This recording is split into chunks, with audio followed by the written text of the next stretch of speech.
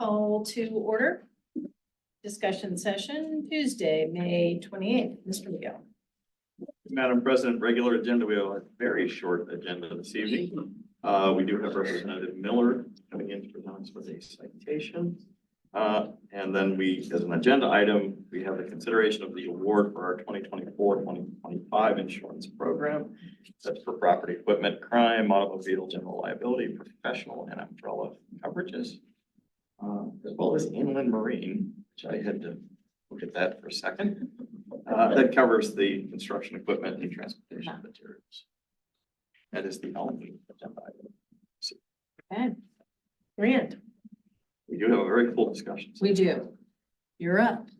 Okay, good evening, commissioners, everyone. I'd like to introduce to you, those who have not met him, Dr. Tim Meadow. He was our local expert that did a study of the parks for invasive species controls and forestry management. We started with this whole thing back in 2022.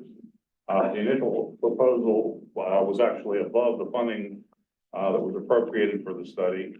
So Tim agreed to reduce the number of parks that we were studying, Right. but maintain the scope of work that we were doing on the parks.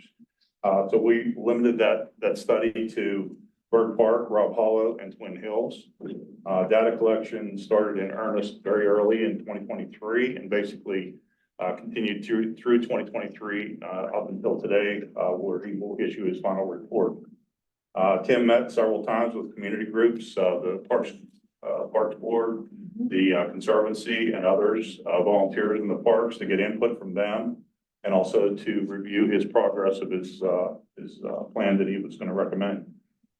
Tim's here tonight to share the final report. So without further ado. Yeah. Thank you. Mhm. Just quickly to introduce myself, I have a PhD in ecology. I'm a certified senior ecologist through the Ecological Society of America. I'm the past chair of the Professional Certification Board for ESA. I teach class in urban ecology at Pitt. And I've been doing consulting for about 12 years. Before that, I was a professor of ecology at IUP and wanted to focus more on the ground projects locally that didn't involve driving to Indiana so much. Spend some more time with my family and do projects for communities that actually I could see the fruits of.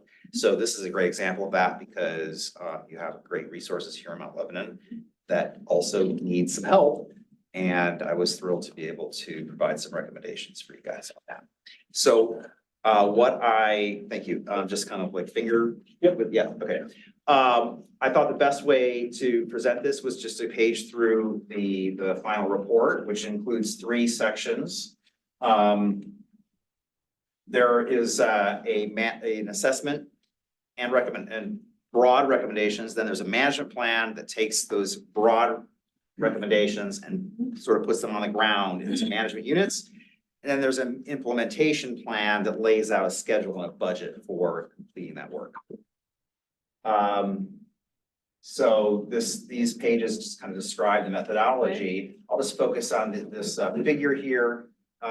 This kind of summarizes the invasive species extent in each of those 3 focal parks, Twin Hills, Rob Hollow, and Bird Park. And it's no surprise to anybody in Mount Lebanon that there's some problems with these parks because you wouldn't have issued an RFP if you didn't already know that. So my role was to really to put a fine point on it, identify where the priorities were, and then some strategies for how to deal with them. So what this is showing is what's showing in yellow is the invasive species in each of those parks, and kind of some highlights are. There's a lot of invasive species everywhere, and the biggest issues are invasive shrubs, and those would be shrub honeysuckles and privets, and some more minor issues. There's the other main issue is if we look down at this graph, what this graph is showing is this is a forestry way to look at forests. It takes into account the number of trees per acre and the size of those trees. And what we can see here, this line that kind of goes through the middle called average stocking would be a forest. Stocking is how full the forest is of trees. Is there more room for trees to grow? are the trees overly crowded? Or on the below that line would be if it's too open and then you start having problems with other things coming in, especially when you've got other problems like deer that are eating your desirable species. And what you can see here is that most of the forestry management plots are in that region below average stocking. And that is kind of helps to point out what the reason for all these invasive species are. Your trees are in decline and there's not enough young trees to take over and reestablish a new forest for when the existing trees die. And the reason why that is because we have a big invasive species problem in urban areas, and a contributing factor is overpopulation by deer. And so you guys know that already, right? You've got some deer management plans, but how that informs what to do is you need to protect your investment in any kind of planting from those deer, and you also need to step up your deer management. I'm sort of skipping up to the recommendation. Did you have a question? Yeah. This is just a question, random. Does the diameter of trees adjust itself naturally to the number of trees in an area, or is that something that can only be done through a plan? So what happens is, what would happen in a typical forest growing without adverse pressures like too many deer would be there'd be a high density of trees with young forests, and over time, as those trees grow, they crowd each other out. And the trees that are not in such an advantageous position, say they're a little shorter, they get over top, they die, which leads so that reduces the density per acre, allowing the remaining trees to increase in size. Did that address your question? Yeah, it's not necessarily a bad thing, I guess, it just is. Right, so yeah, it's a reflection of, well, when all those points down here in that lower left corner point out is that even though there's a low number of trees per acre, they're not large enough to fully occupy the site. And what that means is there's space between the trees that can be occupied by other things. In this case, could be by desirable things like plant trees that are growing to replace the growing to the future forest. But in this case, it's occupied by invasive shrubs, which are creating too much shade for trees to, like desirable trees to grow. Okay, so this is, there's a couple tables in there that this is kind of really drilling down into the details of the forest composition. And what you can see there are tree species on the left, and then there are different assessment points going across. And kind of if we skip over here to park-wide percentage, you can see that in Bird Park, most of the trees are black cherry and black locust. So this is kind of what this table shows. And then by looking at their distribution, you can see where there's more certain species than others. So this is Bird Park, again, just kind of drilling down. I did get some input from volunteers from the Nature Conservancy and the Parks Board about where prior management had happened. And you can see, like, for example, in Bird Park, in this bottom graph, there was a lot of work already done in Bird Park. And one of the main findings of my study is that although there has been a lot of work done on each of these parks, the follow-up that's necessary to really make the most of that investment in terms of funding as well as volunteers has not really been very consistent. And so a lot of times you're having those invasive species come back because there hasn't been that follow-up. So that's a big recommendation of the plan, is to make sure that there's a system to have the follow-up so that you don't just end up spending money for no effect over time. Let's see, this is Rob Hollow. Okay, so this is Rob Hollow Park, for example. Here again, similar table, just highlighting dominant species, 29% black cherry, a lot of northern red oak. So that's a difference. A few more species of trees than Bird Park. And then Twin Hills Park, fewer species of trees, still with the dominant species of black cherry and black locust, also a lot of American elm. So I wanted to point out, this is an analysis of the future habitat, the suitability of our climate here under the modeled climate projections for the near future by the USDA Forest Service. They've done extensive study all over the country, looking at where trees grow, what the climates are, and they've combined that with climate projection models to determine where will be the habitat for these species in the future. And so what I want to point out here is your two most dominant species, black cherry and black locust, are down here and below yeah. the line Oh, where their future climate suitability is poor. Whoops. So, right, so this points out an issue. Well, now, first of all, black locust is an early successional tree species. We don't expect it to be a future part of the forest. It grows early, has about a 30-year-ish lifespan. They fall over. See this going on in Bird Park, for example.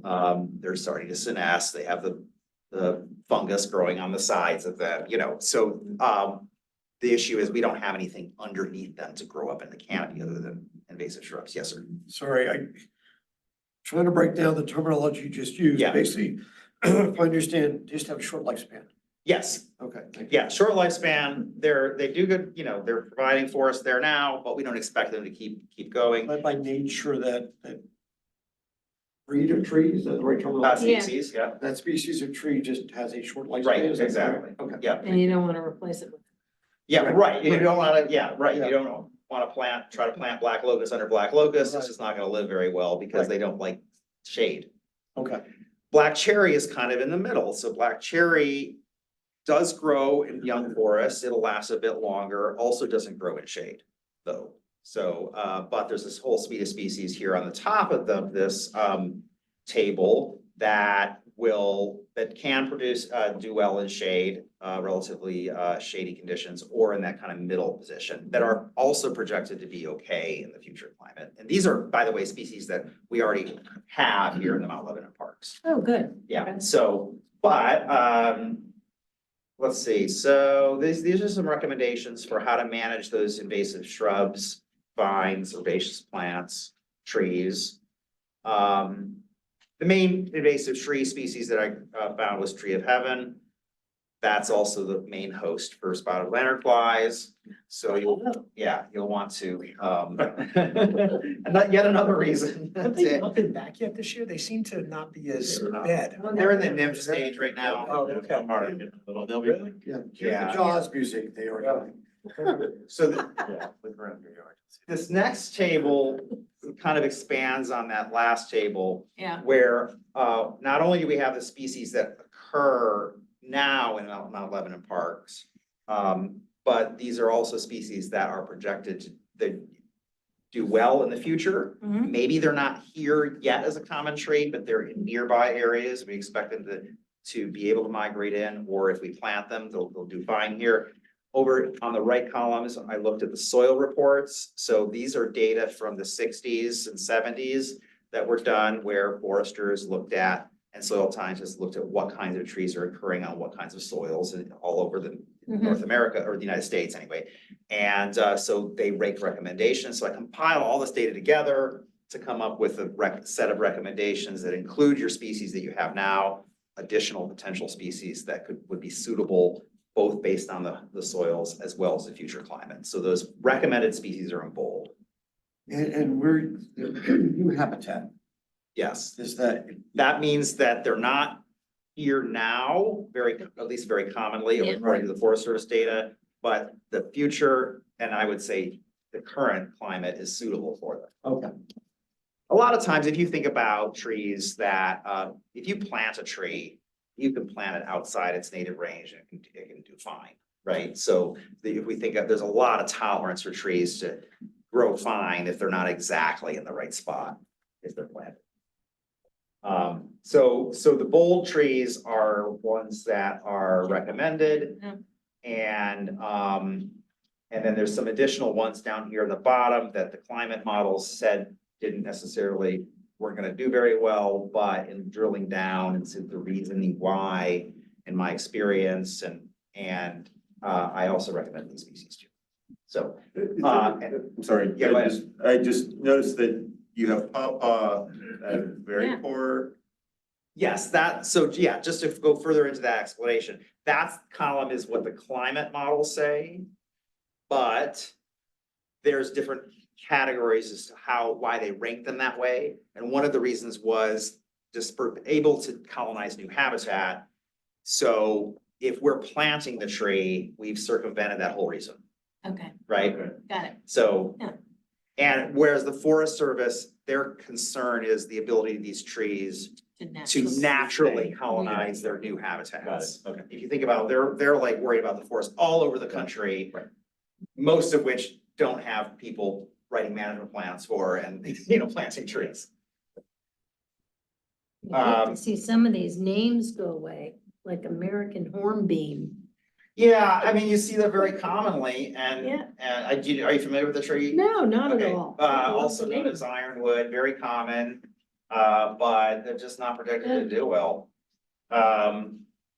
So this is a list of trees that I'm not recommending, so I just basically felt I should highlight those two. A lot of this is just sort of set up and background, and it's all getting boiled down to a much more concrete, you know, recommendations. But I felt it was necessary to provide this so that down the road, when I'm not involved and, you know, somebody will read the rationale if changes need to be made or modifications for whatever reason. Okay, so let's go down into the management. So wait a minute, I think I had some broad recommendations here. I put the tables at the end.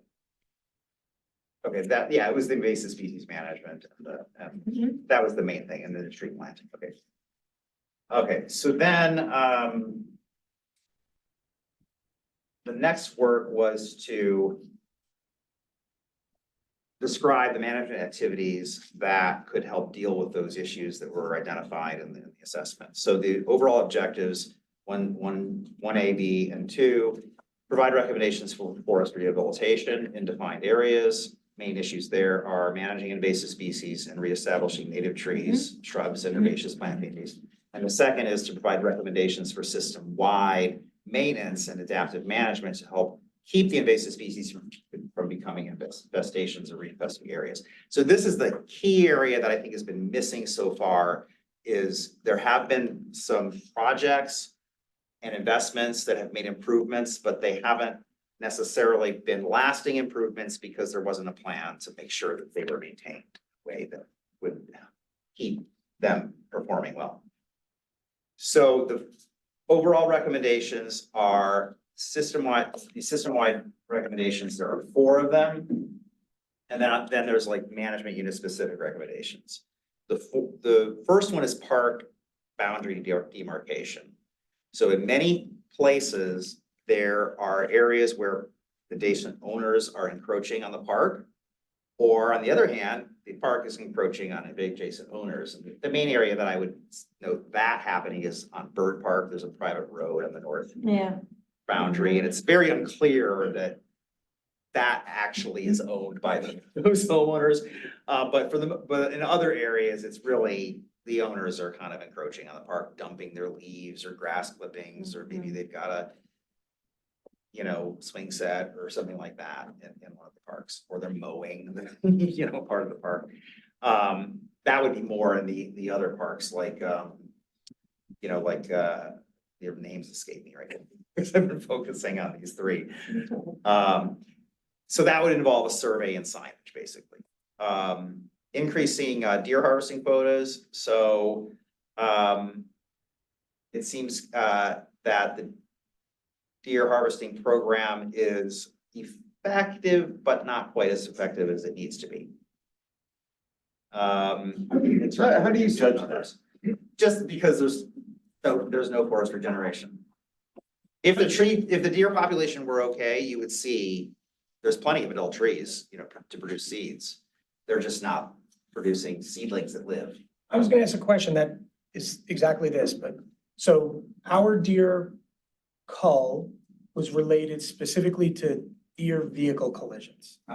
So that's what we relate that to, when we had very kind of specific mandate for that. And research that went into that. Also, we looked at things like insurance that said, hey, on average deer vehicle collision in the state of Pennsylvania is gonna cost $4,500 to a resident. So if we remove 250 deer vehicle collisions at a price of, whatever, $4,000, we save our residents $1 million, right? How do we look at this and say, generally speaking, we know that deer are bad for the tree population and Right. that causes all these other problems. How do we quantify that? Is that possible? Yeah, that's one way to get at it is to, and that actually back, by the way, that your explanation about the rationale for your harvesting quota is super helpful because it sounds like it was not a target based on vegetation health, it was No. based on health, safety of humans. There were a lot of And cost. conversations and residents who came out, speaking specifically about deer eating their plants. Right. But that was, I don't think we had conversations about it related to parks and trees and other cursory. I was gonna say very cursory. Yes. What's the benchmark? That's the benchmark. Deer vehicle collisions. Okay. So it costs $769,000. And the reason I put that number out there, just sort of joking, is because that's the budget for these three parks for tree planting and deer protection. Uh-huh, that's interesting. So could you, does it tell you how many deer to remove? No, that's what it does, it doesn't do that. But we do have some estimates about from other areas, mostly like national forest setting, Mhm. where the number of deer per square mile that a healthy forest can live in, can thrive in and be sustainable is on the order of like 8 deer per square mile, 8 to 20, let's say, as a high estimate. And you've got something like 60. Right, so I don't remember reading what the numbers in your report specifically said, but that would be typical for this area. And I have property in Elizabeth Township, I have 50 acres and I've got the same problems that you do and I shoot as many deer as I can here. So. And it's 769,000. Yeah, That's 769,000. That is. what it's. That's just, that's the tree. Here, is that? No, that's sorry. the Tree, what? That's the, for all the trees and the deer protection that is associated with them, that's the number. To That's what we plant need those to do to trees. fix To plant. what the- has happened. Yeah, Because of the deer. Okay, So- I was so curious about cost of the deer or cost of the trees. Just the tree. it would, right, but it kind of points to, you wouldn't need to plant those trees or protect them If for we deer. didn't have If, such yeah, a deer problem. right. Wow, But if you spent that and still had the deer problem, it wouldn't necessarily get that much better, correct? right. To fix that trees. Well, if you protect the trees, yeah, until they're no longer vulnerable. So then that would be with cages or tubes or fences. And they've knocked over stuff, right? They do, yeah. Yeah, we've Not on had this trouble with them. But Right. And the other issue is that you can fence off a larger area and that protects the whole vegetation community from the deer. And that's something that you can do. If you're just interested in protecting trees, then you just protect every single tree, but that doesn't allow the wildflowers and the herbaceous plants and the Yeah. shrubs to grow We're back. back. Bring back the So- mountain lions. That's right. There you go. Well, with that. Wait for that meeting. Yeah. To be the mountain lion ordinance, Phil. So, third recommendation is an invasive plant species ordinance. This was something that arose from the community members as a suggestion. And this would be to adopt an ordinance that prohibits the planting or sale of the species on this list that the Pennsylvania Department of Conservation and Natural Resources maintains. They could go over to Dormont and buy them. But it does send a signal that, this is important for the municipality. Do you have examples of municipalities that have such ordinances in place? Do I have a specific example? I don't, Okay. not mine. Yeah. The state has a noxious plant list, which is sort of Yeah. like the worst of the worst. Yeah. And so you might have heard the news recently, like Japanese barberry and Callery pear, also known as Bradford pear, you can't buy those in Pennsylvania anymore. And probably Callery pear is one of your most common street trees. So, I imagine I didn't look at street trees, but it's a very common It is. plant street tree. Yeah. Yeah. pretty common. Same, yeah. Okay, so the next thing I did, so those were kind of system-wide recommendations. The meat of this is really maps that show in this area, do this.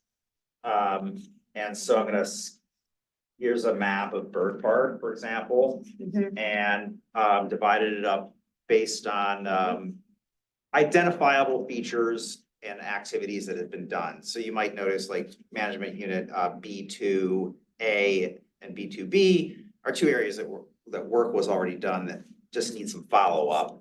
It was easy to see where they were, bounded by trails, things like that. B1 is a current project being done. That's the riparian restoration project. This huge area B5 is in really good shape. It may, for the most part, just needs some follow-up, like just monitoring and addressing a few small issues. It's interesting to look at the reason why that is. And if you look back at historical aerial photographs, there were two landowners. The eastern half of Bird Park was one landowner and it was pasture, and the western half was forested. And that's what you still see it today.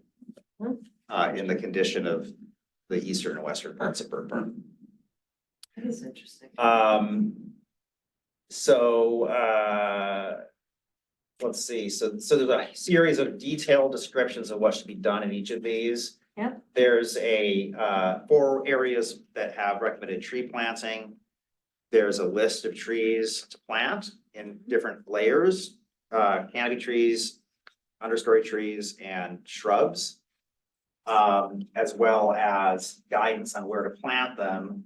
For example, you can plant sugar maples pretty much anywhere, but you should plant yellow poplars only in full sun, for example, and that's the shade tolerance. And then there's some notes about specific ones, like don't plant all your oaks too close together because they could if you get oak wilt, then it kills them all. So you plant oaks, but just kind of disperse them. So details like that.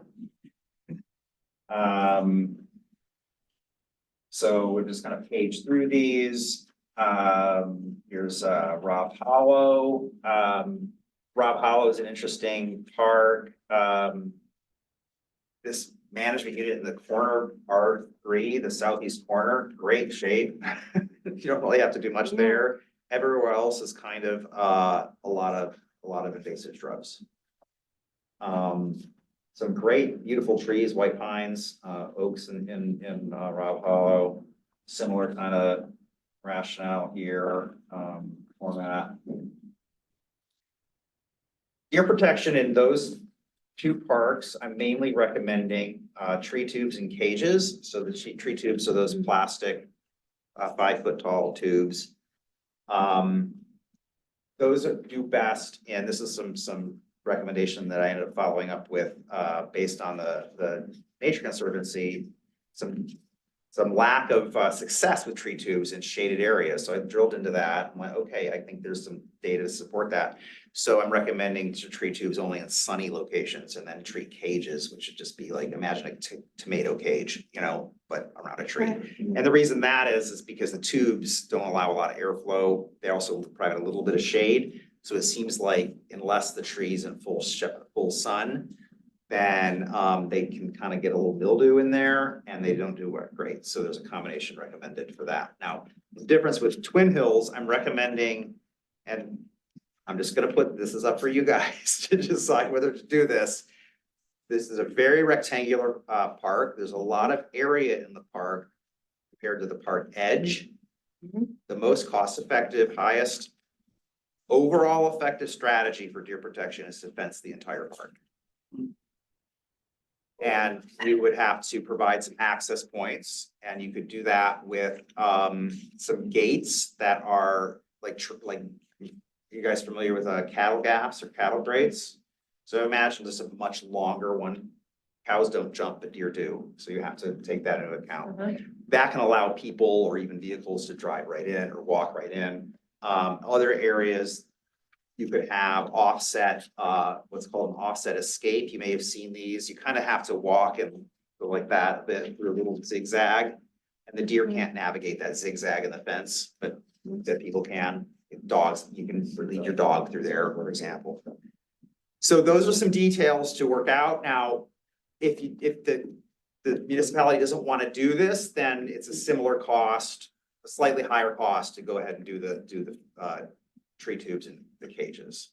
Well, the other question, maybe Mr. Flynn was asking, given this is in Scott Township, is there any rules as far as trying to put fence? We own the park. own We the would park, have to but- go to Scott Township for approval to erect any type of fencing structure, et cetera. So they could tell us now. They could. Do they have deer culling in Scott? Not other than what we do in their locality in this park, no. Okay, got it. Thank you. And just as a general note, deer culling, the commission will remember, we were very, I'll say, conscious about which parks we allowed the deer culling Yes. activities in. Typically, the more passive parks, Twin Hills, we have to get permission from Scott Township, Rob Hollow, again, passive. Mhm. Bird Park, we purposely avoided because of the level of activity that occurs in that park. We didn't feel that was, the two were, I'll say, there was a synergy between the two. Yeah. So all of those issues have to be looked at. Also with the, because we've taken it forward as far as deer culling in this park. The Yeah. judge said we do bow and arrow, but we can't do sharpshooting in this park. Yeah, there's some real restrictions. For Twin Hills. Just, Yeah. that's this Yeah. part. No, yeah.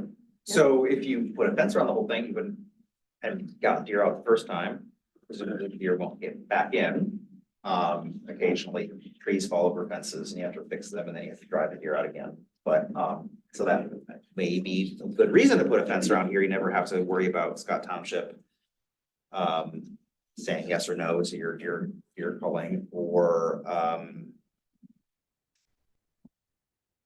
what was the other issue about Scott Township? It was, the sharpshooters. Yeah, you can't have sharpshooters, Right. there.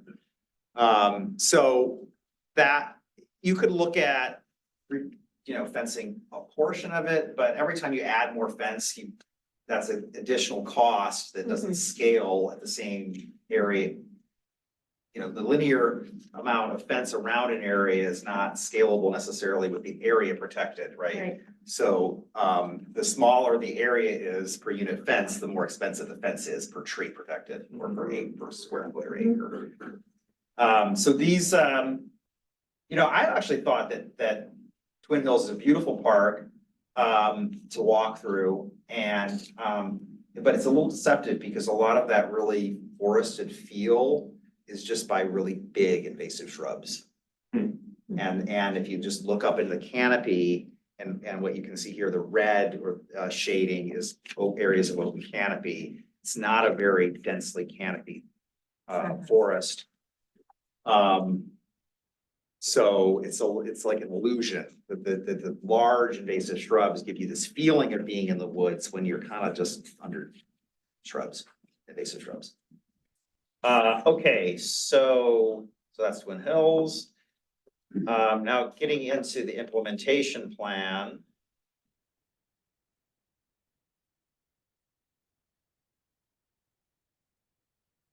Okay, so before that, the monitoring and adaptive management plan. This is a component of every management unit, but because it's the same, it's referenced as a separate section.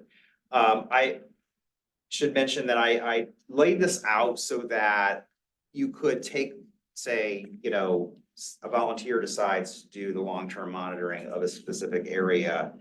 They can just take those pages and that's like their guidebook about what to do. Or likewise, if you have a contractor, you can just take the relevant pages and say, this is what we're putting to bid. And it'll help the public works folks prepare those. So essentially, this is just an outline of what to check every twice a year. Check anything you planted, look around the area for invasive species, check any tree tubes or other deer protection, look for dumping, other issues. And then the adaptive management comes in when you say, okay, I've identified a problem, now what? Right. We have to modify the plan.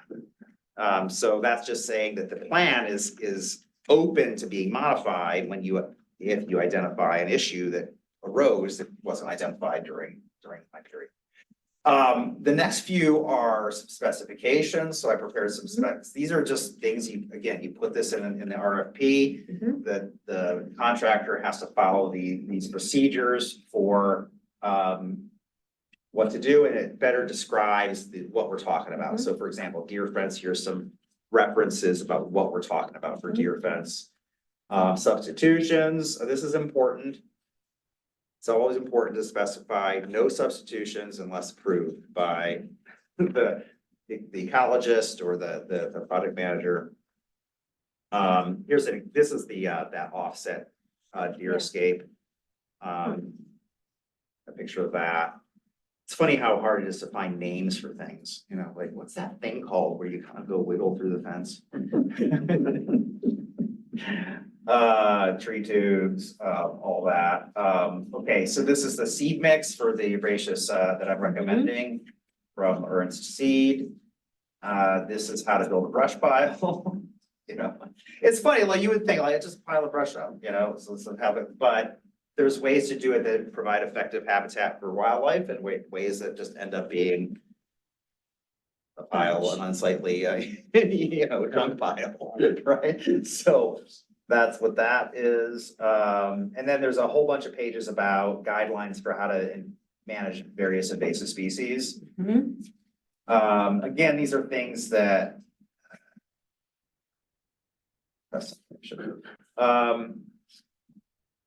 you can find these online. These are from DCNR, but also useful to have them here in the document. Okay, page. Okay, implementation plan. All right, so this is just a high level summary about what the recommendations are and some cost, a summary of cost estimates. Yep. So if we look over here on the right, actually, it turns out the deer protection was $313,000 plus $729,000 for the planting and seedling that would otherwise not be necessary had we not had the deer problem. So you add those two together, you know, that's $1 million of Right. you know, Deer deer damage. So let's see, and then by year and by park is this bar graph. Well, I tried to kind of space the projects out to kind of even out the cost per year, but projects have it in chunks and sometimes it is actually less costly if you just go bite the bullet and spend your, you know, $400,000 in 1 year. So I try to kind of even things out and then kind of taper it. That 2031 leap there for Rob Hollow is there just happened to be a very large management unit, the one in the south west corner that also has the leaf pile in the middle of it. If you didn't want to do that all in 1 year, you could split that in half and spread it over 2 years, but I figured that was a decision better to left to you guys than for me to guess what the, you know, the cash flow of the municipality was. There is so these cost estimates include a 3% annual escalation for inflation, and they also include a 15% contingency. So I took my best guess cost estimate and then added 15%, just to kind of cover bases. I also incorporated contractor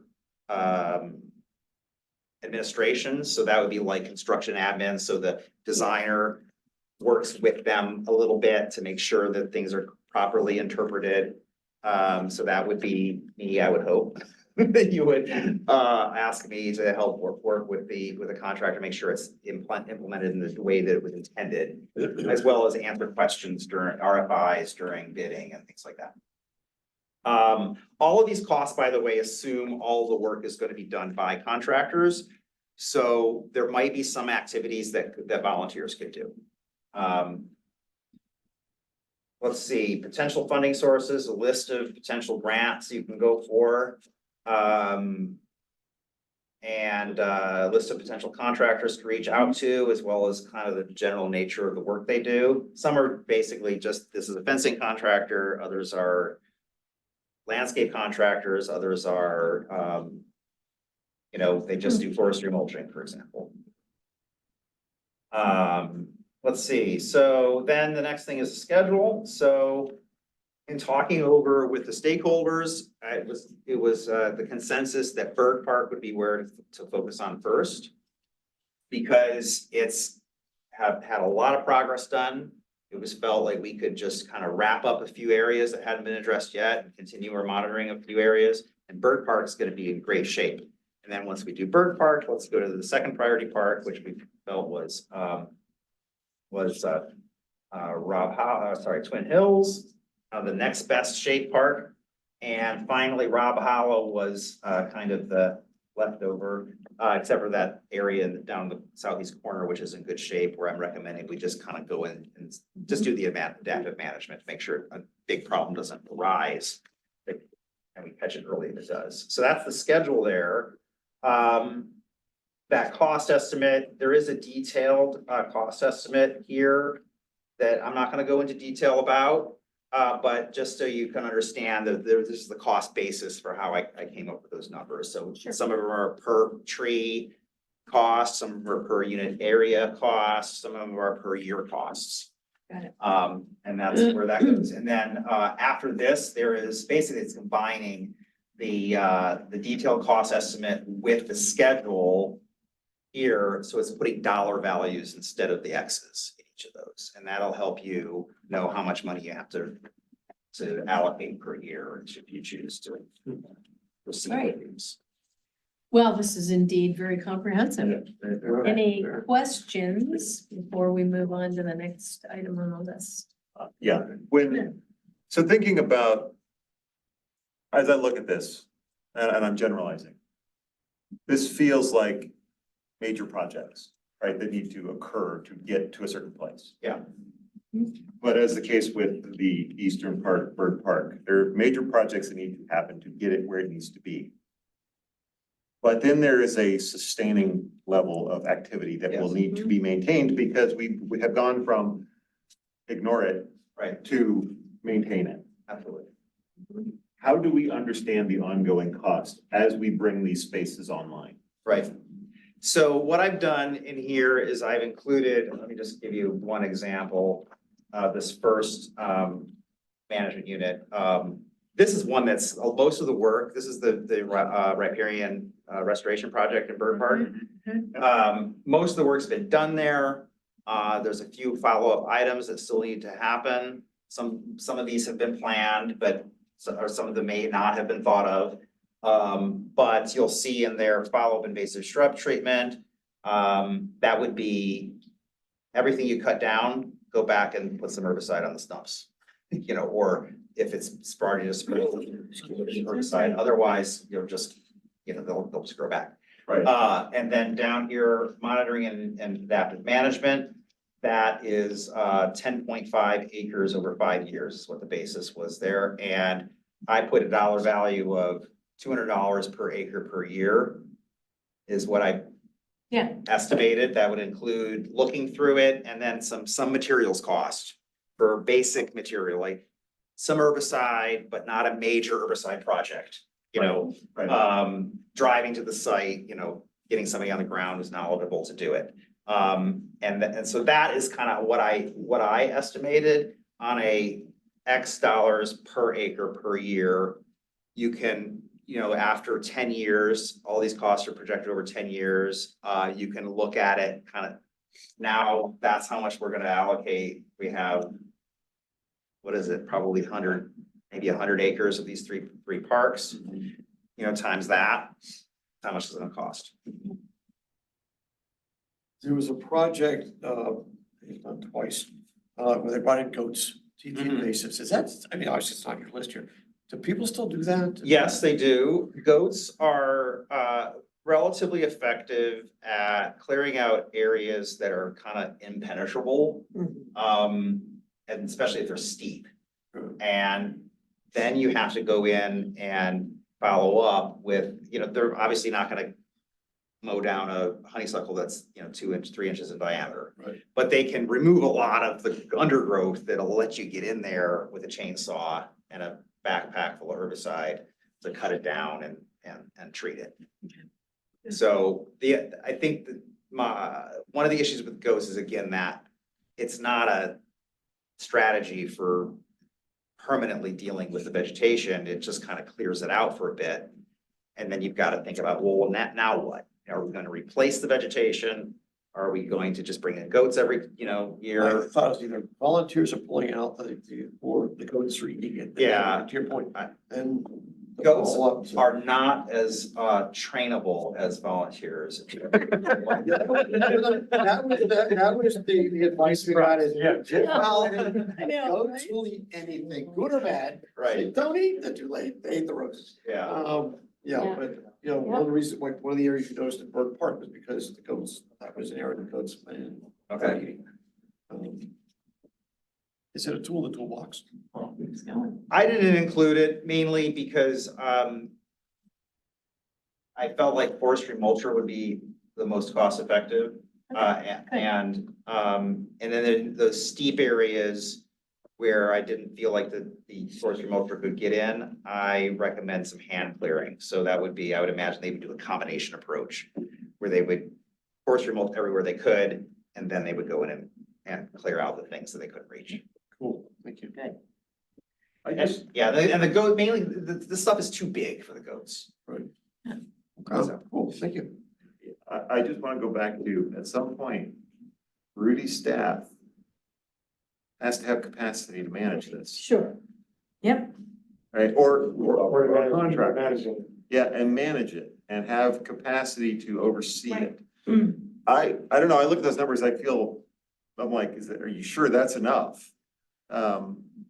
Because this is a lot of space, there's a lot of, and maybe I'm just not understanding the scope, maybe it's more contained than I understand it, but just looking at how much the Nature Conservancy does, I've gone out with them, right, and, that's 90, 100 man hours on any given Saturday.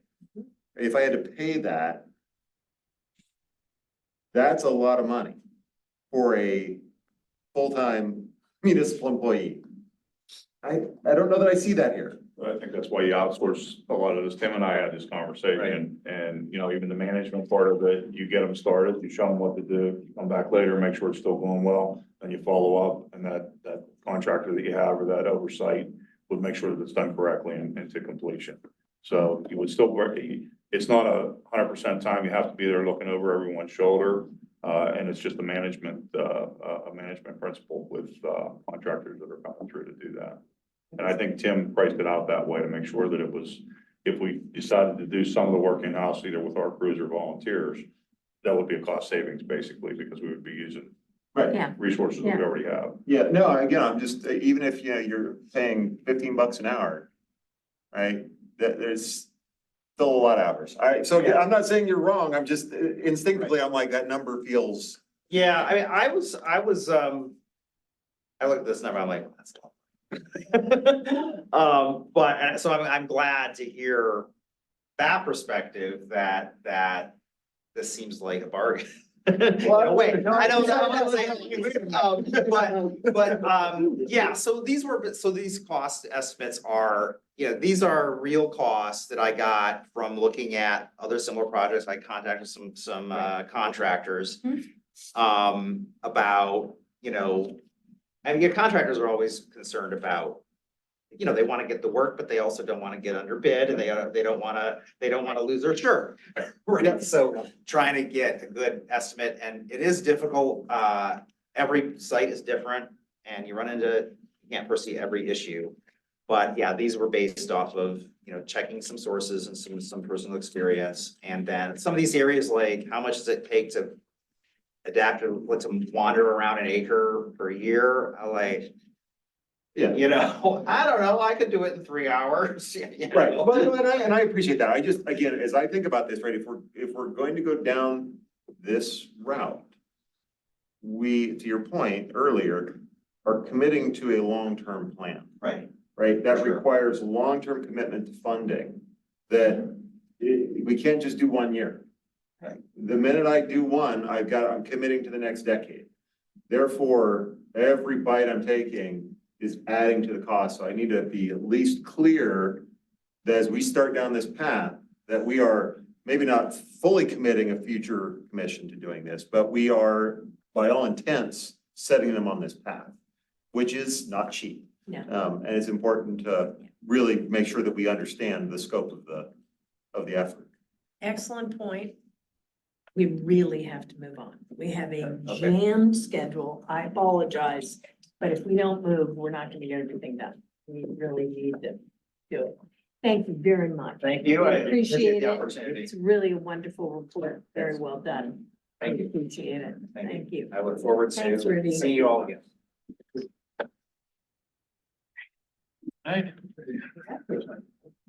Wow. Andrew got all the questions. I know, Andrew. Kick him when he starts smoking. No, I'd be, it's some time to know, like, what's the cost of not doing it, what's the saving Sure. from doing it? Sure. Save your questions. I'll Gentlemen. ask the chief. I'll let you talk. Yeah, gentlemen, Good evening, snip, Commissioners. snap, get to the point. Thank you, Madam President. You're welcome, sir. We appreciate the opportunity to sit before you and talk about this very important subject matter Yeah. to us and to all of us as we've learned over the last couple of months. So with that, we presented to you in March, and the manager has tasked us with a follow-up presentation to sort of dive into where we're at with what we've learned over the last couple of months and how we can serve our community best and next steps moving forward. So you see in the memo I sent to all of you in the previous material, you can tell that, I hope you can tell, we put a lot of time and effort into this project. And what we've really looked at over the last number of months is what is best for us and how can we serve our residents best with this type of project with the social services coordinator and deliver services to our residents in the most efficient way.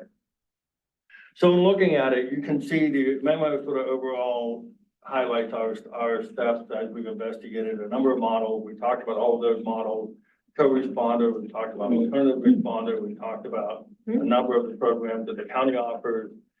We dove into a number of, again, the deputy chief has dove into a number of funding streams and a number of opportunities. And what we've learned really is if we model and craft this to fit our needs, what we can do is bring partners on board over a 3-year pilot and really build this and lower our costs. That's the bottom line. So what we're proposing, you can see the cost schedule that the finance department, finance director McCreary assisted us with and developing. And you can see that 3, 5, and 7-year cost schedule. That cost schedule is intended to go down. And here's how we propose to do that. Once we have somebody in place that is a coordinator type that can really get in there, understand what our needs are, they can then work with our intergovernmental agreements and really develop and craft those to fit this project. The hard part for us to do right now is to notionalize a lot of those things without it in place. And so what we realized, and again, we've investigated this at length and really, I think, really put a lot of focus and detail into this part of it, is if we do a 3-year pilot, whoever we bring on board, the coordinator understands that that is a 3-year pilot to develop this program and really to form those intergovernmental agreements. Similar to how we've done animal control, it goes into a percentage of our use cost. Right now, our animal control cost is somewhere in the 30 percentile range, 29% give or take. And that is what we currently pay for our animal control usage share. We envision that to be a similar model moving forward by that 7-year plan. On 3 years, we plan to have at least, we've gotten verbal commitments from a number of our neighboring communities. And we feel as though once we sort of form this and craft this position, they'll be able to focus on those intergovernmental agreements and really have our share and our costs go down. And then we can have that cooperative model built. We feel like there are some things we don't know about the future moving forward in terms of what this would look like. And we feel like it'll get utilized a lot more than and that's the hope. The hope is it does get utilized a lot more. We feel as though the fire department, inspections, and public works will come across a lot of incidents that really they can refer to our care coordinator to get the resources to residents. And like we've highlighted before, the types of calls, whether it's Department of Aging or whether it's mental health services directly, we feel as though we can really deliver those services to our community best by doing this. So the overall project is a pilot and it is a building block to the future. And we feel as though with everything going on and what we've experienced, when you look at it, this is what fits us best. And that's something that we've very prideful in how we've approached this. I think we've taken a very deliberate approach to this. We've taken a little bit of a wait and see approach, but then it's been deliberate in how we've investigated that. So that's where we're at. The other document you see in there is Rock Township's first quarter reports in 2024. We put that in there. The deputies worked with Rock Township, as you know, in forming this project. And we just wanted you to get a sort of a sense of what their usage. You can see they had 38 police referrals in the first quarter, there were 65 co-responder interactions. In our individual client interactions, you can see there's 91. So that, when you really drill down into it, is really a reference to the community, referring those individuals to them. So that's, what's that? I have a question. Yeah. So I see the budget projections starting for 2025. You Yeah. haven't asked for 2024 for the unused. Yeah, so the ask today, it's a grade 8, so it would be half a year of a grade 8, which would be half of that. Half of the, 93,000. right, so essentially plus insurance costs, you see that 93,000 total? Yeah. Yeah, it'd be half of that. Okay. So the projection would be, we'd advertise the position by June. We would, again, you see the job description, we work with Yeah. human resources for that, and we feel that is the ask at this point, is half of that. Okay, good. Okay. What do you guys think? Any questions, concerns? We've talked about this quite a bit. Yeah, I mean, when we initially talked about this, it was alternative resolution for police interactions. It was a call is made and there are people who don't fit, excuse my terminology. Let me say this.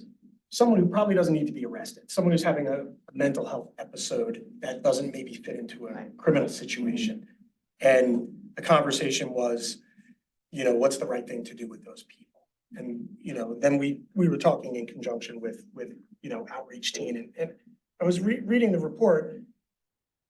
Something, I like the idea of saying, look, if we're gonna spend money on another position, we should be able to kind of amortize that out over other departments. Like you said, maybe the fire department makes use of this person because they're in contact with a lot of people in similar situations, not necessarily, you know, hey, there's a crime being committed, right? And we have to take care of that. But, and then even some of the other ones you mentioned in your memo, which I would not have thought of, you know, but Public Works is out there a lot and could potentially, and maybe they do, I just haven't heard from Rudy about it, but maybe they do run into people who fit these scenarios where they're having a real mental health episode and could be referred to this person. So I wouldn't have actually thought about that, but so that I don't necessarily have a question here, but something that I want to take more time and look at, you know, because it's not an insignificant amount of money, is to say, what level do we need, right? Because we have to come back and talk about this.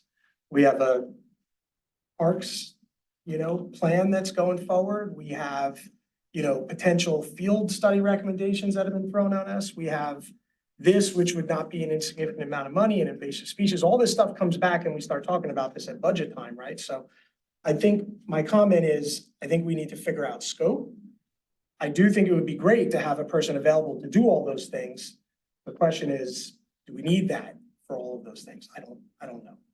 I don't know, we do But or the we don't. commitment that we discussed was to, at this time of year, when we start thinking about the unused funds, To staff somebody. that we staff. Yep. If the police department could come back Yeah, with this level of information, which they have. yeah, which is great. I agree. Okay. The one thing to offer, Commissioner, to your point is, and this is a little bit of a change in thought of some of those early conversations. Before, the focus was on a warm handoff from Yes. ours and that. Yes, That was our focus, Yeah. because that was really what we learned to be maybe a way to approach it. mm-hmm, What this focuses on is prevention of somebody even getting in a crisis. Mhm. right, So understood. the difference is really a change in thought process and how we approach these things. You're Yes. delivering services to not have people develop in a crisis that they would need to call on. It could potentially be better than what we initially discussed. Correct. Right. Right, Correct, Yep. because it is more of a further upstream interaction. could be a better service. Correct. Yeah. Right. And so that is something that we have learned to that point. Yeah. So it is a different, an altogether different approach. Right, Mhm. yeah, no, and it's important. We had a woman die on our street, as you know, that. Yes. You know, and it was, she had pushed away all of the neighbors and no one could go near her. And, you know, there may have been a way, I don't know, I mean, this is second guessing. That they Sure. could have intervened early, I don't know, but. Well, we've had issues, residents dealing with other residents with mental health Yes. issues. We have to. And sometimes that comes in front of our community relations board and they're like, we don't know what to do with this, you know, like, or have literally been advised, don't go there, kind of stuff. I think this So, expands the police force, not just in terms of a body, but it Yeah. brings a wealth of knowledge to already smart people that can help them probably expand their own abilities just from the modeling of somebody like this. I think it can be very important and very helpful. I appreciate that. I think it's worth saying, just to add, it really also protects our police officers Yes. from being in situations that they Yes. don't need to be in. And this is our focus really, is to not only Right. protect each other in terms of the residents, but it also does really protect our cops Right. from being in situations where they aren't trained to be, potentially, or don't have the background knowledge of. So ultimately, our focus is to protect our police officers as well from being in this situation. Right. So this is also an added Agreed. layer to help that to occur. this is a secondary question, but, so that person is not gonna be available all the time, right? They would be on call and things like that, or, you know, would there need to be additional training for the officers to identify when those situations are happening and someone fits that? Yeah, that we've bill? talked about that, absolutely. We've talked about integration, where we physically put this person in the building. We've talked about a number of those things, and I think that, you know. And we know from talking to Ross Township that their social services coordinator actually educates the officers as they go throughout the day. And they may see a need and come to us and say, Yeah. hey, listen, these guys really need training in this or that. Right. And the recommendation will go that way, so. Right. Got Yeah. Okay. Yeah, I think that's outstanding. I think it's a really worthwhile thing. Other questions? Yes. Don't take forever. All right, first, I will say, I am hands down in support of this. I think this is a great program. I think it is definitely worth moving forward, as I've said before. Couple questions, though. Why does the PSW, public safety worker, that PSW? Police social work. Police social worker, thank you. The term social worker, I understand that it is understood. And it's a licensed profession. Yeah, Okay, and that's, licensed clinical social worker. Yes. It's a designation that goes Yeah. past, it's usually a master's degree with an extra certification. Plus, Okay. yeah, plus testing. okay, Yeah. that helps me understand that. Why am I asking them on, I don't know which page 5 of the policies and procedures? Why am I asking them to go through gun and taser training? Ultimately, an awareness and familiarization. And so ultimately, you have to have an awareness and familiarization of tools that may be around in crisis. And so it's more of an awareness and familiarization. And ultimately that, we would do that. I mean, it's no different on a very watered down level with a ride along, teaching them how, you know, bulletproof vest work and different things like that. If you're in that environment with officers that have those tools, the familiarization of how they work. How to use it. No expectations. No expectation of use. Okay, then, the uniform. Again, given the role, and I, believe me, I like uniforms, I'm a firm believer in them. But given the role, does that create a barrier to serving someone in crisis? If another person in a uniform, right, that feels quasi-militaristic? But we haven't had any indication from any of the municipalities that we talked to that that's a barrier at all. It's a watered down uniform. It's a recognizable moniker, but it's not any paramilitary uniform. No, it says, it's like khaki pants. And it Yeah. may also, you can correct me, Chief, Deputy Chief, because this is what you do. It also lets other first responders on scene identify that person as being part of the response. And I know that in addition to Ross, a number of other communities are bringing these positions on. Cranberry just added one. I did ask the chief to look into any available funding. I also followed up with Dan Miller's office right now. There's not really any current programs out there, but programs are all cyclical. And I would imagine the more communities that start to add these positions, the more that the legislature will start to take a look at providing some funding, support, assistance. So Mr. McGill, we looked into some funding from, we're already partnered with Lexipol. And they have a service that's available for grant funding. It's a fairly low cost for the return that we would get on it. They would do the grant from start to finish and put it all the way through it. And they've got a fairly successful rate on obtaining those grants. So that's somebody that we looked into partnering with. And they're in tune with all the funding that's coming out and and they can tailor that to our program. yeah, there's a website that I have access to. That's where we found the grant for the rec center project. That Yeah. basically you can go Yeah. in and it will tell you all available grant sources and then you can refine them based on what it is you're looking for. So, but again, my understanding is based on what is currently available. There was a past program that's now currently expired, but it may be brought back in terms of funding for a shorter duration. Yeah, we were made aware that it's coming up in February. So. Yeah, my understanding. So it's, yeah, they're usually cyclical Yeah. and funded based on budgets. One cost you won't see in there, we received a late email about this, as far as professional liability coverage. The manager had asked us to investigate the professional liability coverage we would have to get on this position. And there's two ways to do it. One is that the employee would take out a coverage we reimburse them for. And we've got numbers of $104 a year for coverage of up to $1 million of professional liability. And we've gotten also quotes from our insurance company of up to $2,500 a year at most for us to incur that cost moving forward. So the most it would be is 2,500, and the least it would be is just over 100 of reimbursable cost for the employees. So even though that person is part of the police force, they're not covered by our normal coverage. Correct, because it's title. Yeah, there's other municipalities out there that have done this through their professional licensing. They're offered this insurance and it transfers over. So we can, just pay that. Wherever you want.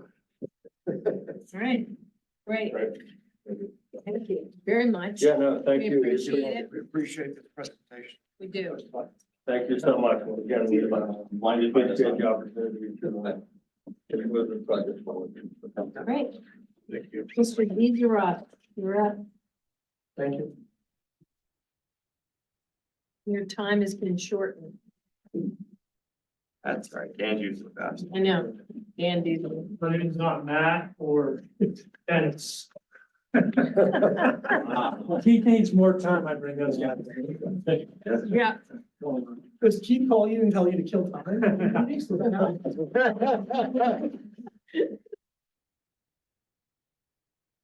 So here tonight to talk about the Timber Creek steps again. We took bids on the steps on May 13th. We had 5 contractors that took out the plans and showed up their pre-construction meet or pre-bid meeting. Only 2 of them bid. The low bid was at $188,000 for the base bid, which includes what you see on your screen here, which is demolition of the existing steps, replacement with new wooden steps with aluminum handrail, 4 feet wide. This pathway here is just an aggregate pathway that we would put in as opposed to a bituminous pathway it is right now. And then the completion of the steps down to the Timber Run condominium complex. So that bid was about 41,000 higher than our estimate. We attributed that, we talked to everybody to really just the access. This access that the contractor asked to obtain is really just from Englewood. There is the ability to come in through Timber Creek, but they've been non-responsive to discussing this with us, which takes us to believe that they probably don't want the steps. There's a possibility of still getting that access point, but nonetheless, the steps, the access, these are just wooden steps on simple concrete sonotube foundations, nothing fancy here.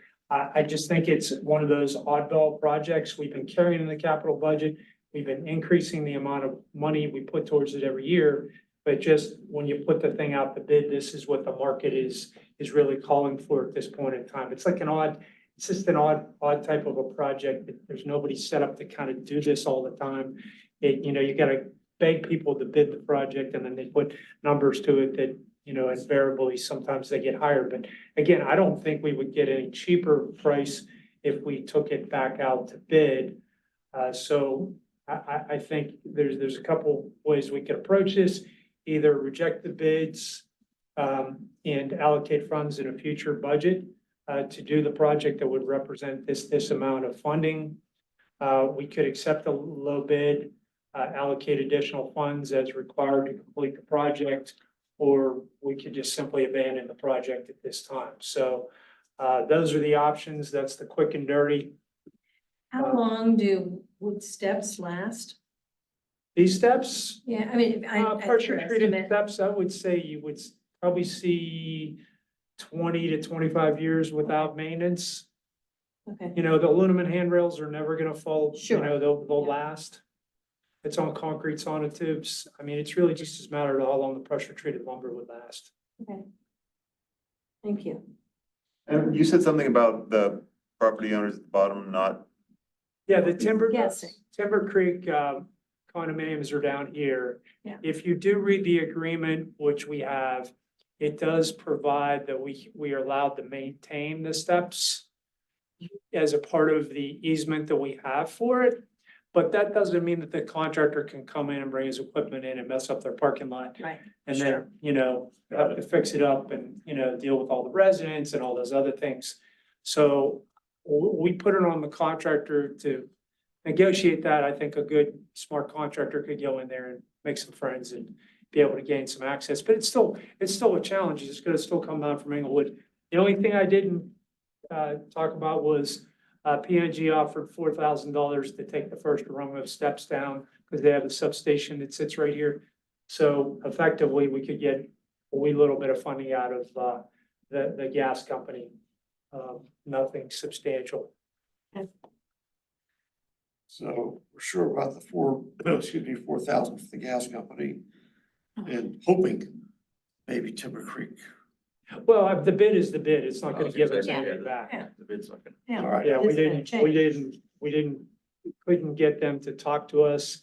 And I hate to get in the middle of those things because then it puts the municipality at liability for fixing up their parking lot or doing something. Right.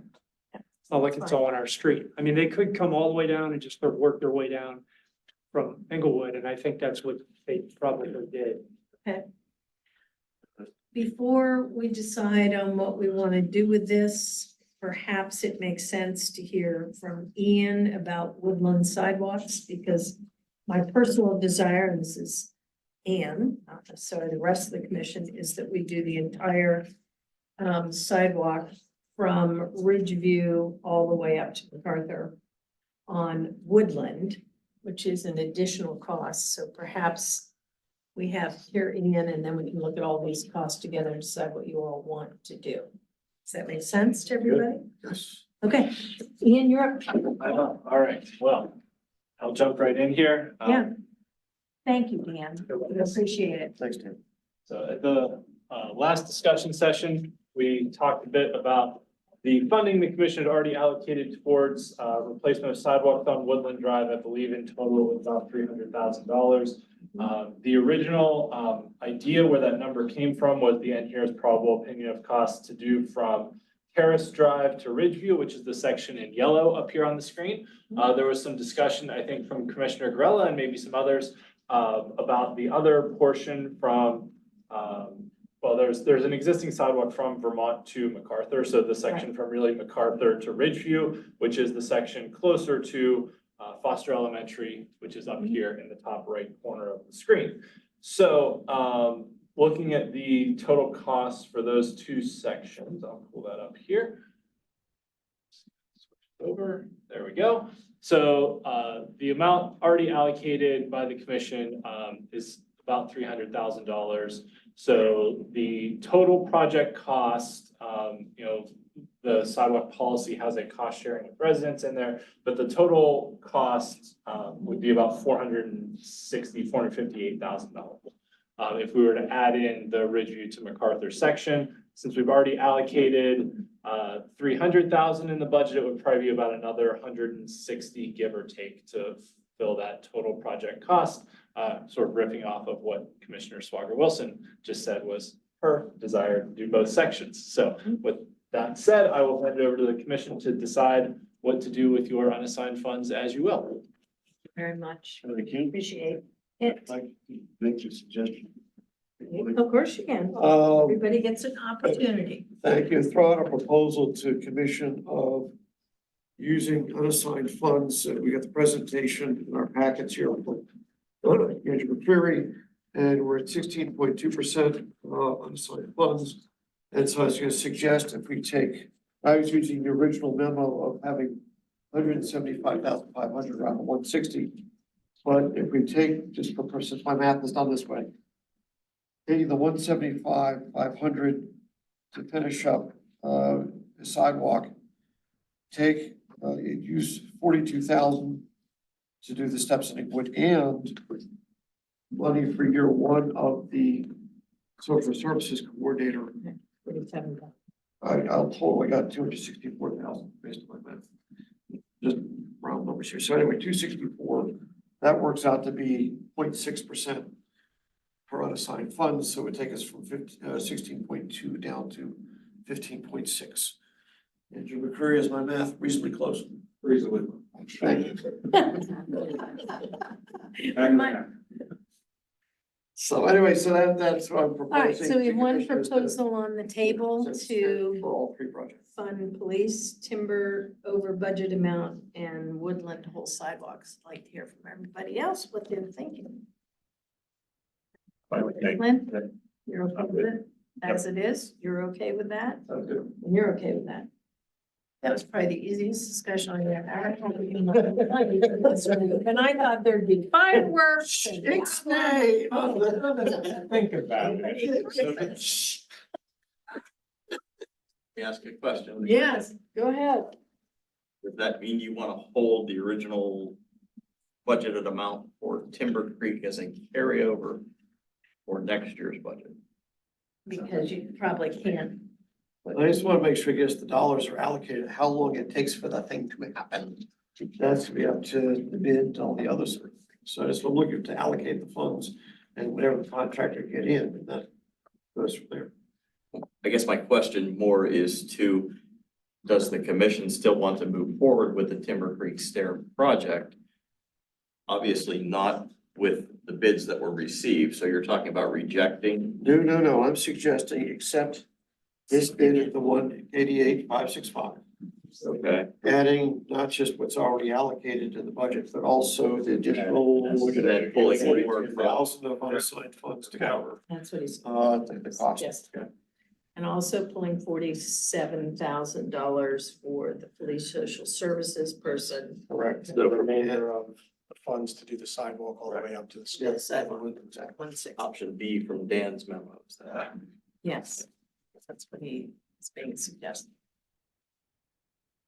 It's the shortest presentation of my career. You're most welcome. As a reminder, you've already allocated funds for the tennis center as well, so those will be on there as well. How much is the tennis center? Do I you believe remember? it was 72,000. Okay. So how far does that take us down? You're not below 15%, but I wanted to remind you that will also be on the, you've already allocated those Yeah, funds as well. no, thank you. If you take like, No, it's okay. I just wanted to make sure that we're not below the 15. no, That's good. 15 point what? I know exactly where it is. well, 15.6, but I hadn't factored in the other, money that Mr. Curry just. It's probably another 0.2%. Thank you. So we're still okay. So it'd be 15.4. The goalposts are 12 to 15, so we're still. Right, we're still in good shape. So, yeah. But I think given the way, the problems with reassessments or no reassessments and some of the commercial properties, et cetera, it's best to be conservative. That's my opinion. This actually leaves room for time to talk about words of the forties. It does, but 30 seconds, Right, for next, McGill. next steps on Woodland. yes, Still remain the same in terms of having Ian issue the letters. We want to schedule a resident meeting before we move further in the process. I just want to confirm that we're still on that same yeah, communication still path. on that same path. I would get some info out to Move Lebo. They made a really nice presentation at the PTA council meeting. And a lot of the PTA council members are also signing up for Move Lebo and getting involved in disseminating information about mobility, and sidewalk safety was a huge, huge concern of theirs. They made a point, their new exec director or board member, I don't know her position. They made a point of bringing this up specifically, and a lot of the PTA council members had questions about the sidewalk projects and, you know, things like that. It was big. It was a big topic for them. Excellent. And that's my update. More time. Yeah, play Don. Can I just, a point of, detail, they have somebody leading Move Lebo, is that somebody you referred to, I or? do, yeah. She's also on our mobility board. Oh, okay, I don't know if they have a designated leader. Yeah, okay, all right, that's fine, yeah, but they're that's what organizing. I was saying. Yes, they're organizing. Yeah, that's and- fine. And getting involved with the school and with Yeah. us from the boards and, Yeah. you know, I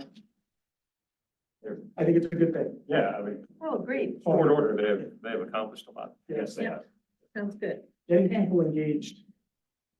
All right, so we're all set on how we're headed, Mr. McGill, you're We're good. comfortable Thank with you. everything? Most welcome. All right, boards and authorities, Craig's done. Your turn. I think we're out of time.